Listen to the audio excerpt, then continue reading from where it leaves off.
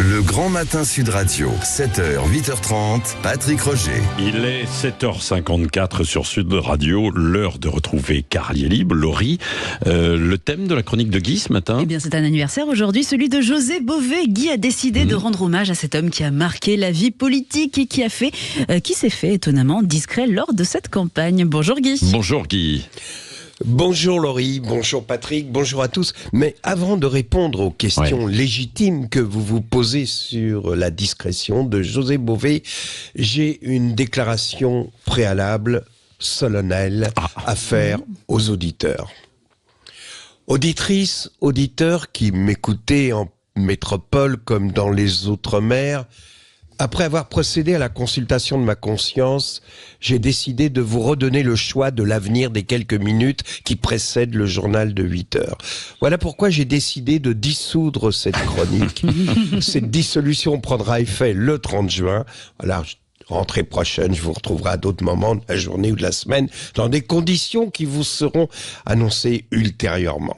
Eh oui, c'est une dissolution surprise, mais la vie continue. Comme promis, voici quelques mots sur José Bové, sur sa discrétion. On s'étonne. Moi, je l'aime bien, José Bové. On n'a pas beaucoup entendu ces derniers temps. Il n'est pas intervenu pendant la campagne pour les élections européennes, un peu comme si, désabusé, lassé par la comédie de la vie politique, il avait décidé de prendre du recul et de vivre en ermite. Je le regrette, tant il apportait ce nécessaire brin de fantaisie à la vie politique. D'ailleurs, je vais vous faire un aveu, lorsqu'il s'est présenté à l'élection présidentielle en 2007, j'ai voté pour lui.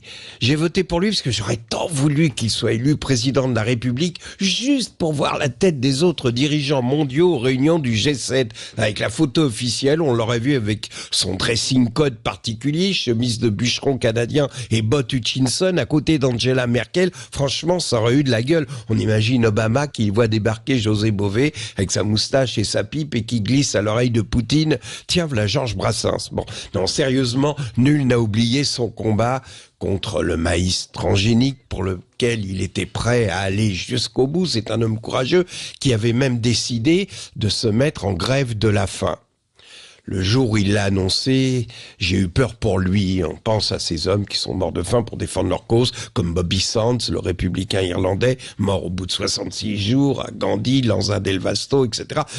Pour être honnête, les grèves de la faim de José Bové étaient moins ambitieuses, et par un étrange rituel, elles commençaient toujours début janvier et ne duraient que quelques jours. Et c'est là qu'on s'est aperçu que ces grèves de la faim n'avaient pour but que d'éliminer les excès alimentaires des fêtes de fin d'année qui lui faisaient prendre des kilos superflus, notamment en raison du boudin blanc qui était son péché mignon et dont il faisait une consommation excessive pendant les réveillons.